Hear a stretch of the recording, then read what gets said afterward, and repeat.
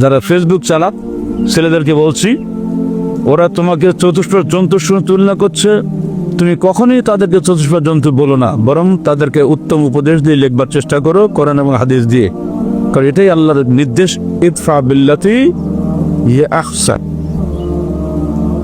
যারা তোমাকে গালি দেয় তুমি উত্তম আচরণ দিয়ে সেটাকে প্রতিরোধ করো, এটি হচ্ছে আহলে হাদিসের নীতি। যত গালি দেবে তত সবর করবো, ইনশাআল্লাহ আমরা নেকি হকদার হব।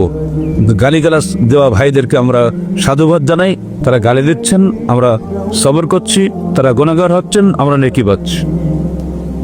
কোনটা লাভ হবে? সবর করে লাভ হবে না? আল্লাহ পাক বলেন, দেখো আস্তাইনু বিস-সাবরি ওয়াস-সালাহ ওয়া ইন্না লাকাবীরাতুন ইল্লা আলাল খাশিঈন, সূরা বাকারা 42 আয়াত। তোমরা আল্লাহর নিকটে সাহায্য চাও সবরের মাধ্যমে আর সালাতের মাধ্যমে। তবে এটা খুব কঠিন, এটা খুব কঠিন না, একদম গালি দেবার চুপ করে থাকবো হয় নাকি? এই জন্য আল্লাহ বলছে ইন্না লাকাবীরা, এটা খুব কঠিন, ইল্লা আলাল খাশিঈন, তবে যারা আল্লাহকে ভয় করে তাদের জন্য এটা কোনো কঠিন বিষয় নয়।